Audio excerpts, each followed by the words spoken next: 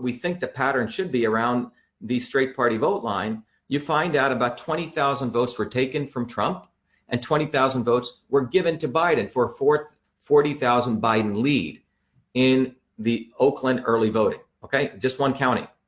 So that's what you see here. Now, more importantly, if you notice, I've drawn these orange lines. So what you notice is this phenomenon, if you actually look below 20%, Trump was actually getting more votes than Republican candidates, right? All the way up to 20%. You see he was getting close to 7% more votes than his other Republican counterparts.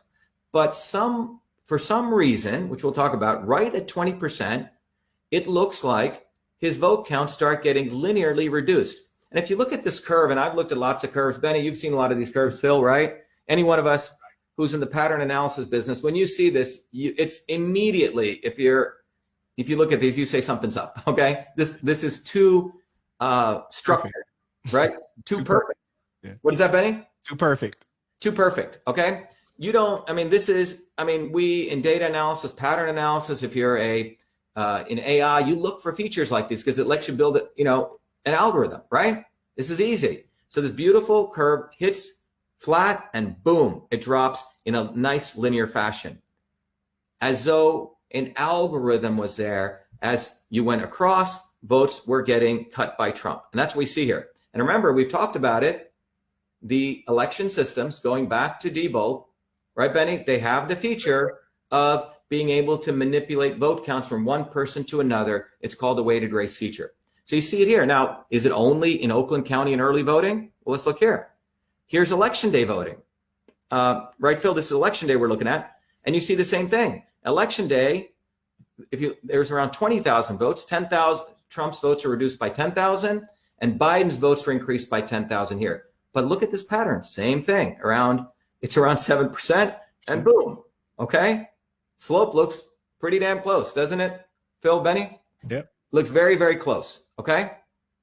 On a different time. So that's Oakland County. Now let's look at a different county. Again, spatially, we're going to a different place and a different time, early voting, Macomb County. Here there were 28,000 votes. 14,000 were taken from Trump, 14,000 were given to Biden. And what do you see here? Well, in this case, Trump actually does even better. He's almost at, what does that look like? About 12%, Benny? 12%? 12%. And then here, this kicks in around at 25%. Yeah. Okay, but same sort of slope. Okay, so they start eating Trump's votes at this point, but he's doing better in these counties by 12% more than the Republican Party candidates. Okay, he's doing better. Now let's go over here to Macomb County on election day. Okay, same feature. You see, in fact, he's doing really good here, up to 22%. Right, Phil? That's what that looks like. 22.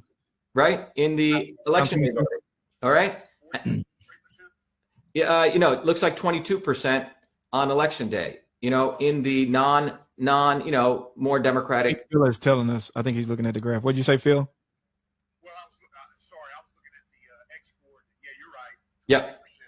Yeah. And then again, it drops precipitously when right around here. Okay, but same feature, same algorithm is in place. By the way, when we say same algorithm, it can be weighted for populations, et cetera. Now we look at, again, the same thing here. So total, when you look at Macomb County, a total of 16,500 votes were taken away from Trump. By the way, these are minimum, and 16,500 votes were given to Biden. So a total of 33,000 leads. So if you take 33 plus 60, we're up to 93,000 votes between Macomb and Oakland County. Trump votes moving to Biden. The second thing is that as precincts increase with a higher percentage of Republicans, greater percentage of Trump votes are transferred to Biden. So you would think, wow, more people are Republicans in this precinct. You would think Trump would do better. In fact, it seems like going to Republican precincts was his worst nightmare. You lose more. He lost higher percentage of votes, the more Republican precincts they were. Another way to think about this is the more the precinct was Republican, the more percent of Trump votes are transferred to Biden in that precinct. I'll repeat that. The more the precinct was Republican, the more the percent of Trump votes are transferred to Biden. And by case in point, let's just go look back here at Kent County. This very dramatic graph here. So very Republican. This is almost like 90% Republican. Trump got nearly 25% votes lost there, e.g. transferred to Biden. Okay? That's what we're looking at here. So this is just looking at the data. So the slope of the discount to Trump's votes is the same for each county. That's what's more interesting. What do I mean by that? What is the slope? Again, people, if you have forgotten algebra, right? Y equals mx, this slope, this line, this is a little bit steeper, but by and large, the slope is pretty much the same, okay? So the slope of that line looks very similar, and that's what we wanted to make here. The slope of the discount to Trump's votes is reasonably, quote unquote, I should put the same for each county. Now, Wayne County, other result, had no algorithm we detected, right? That was just flat. And that was very much like the work that Phil did here in Massachusetts, where we looked at Franklin County. It was all hand counted. Remember that, Phil? It was all flat. We didn't see any changes. Okay. So what's the discussion? So those are the results. Let's have a discussion here.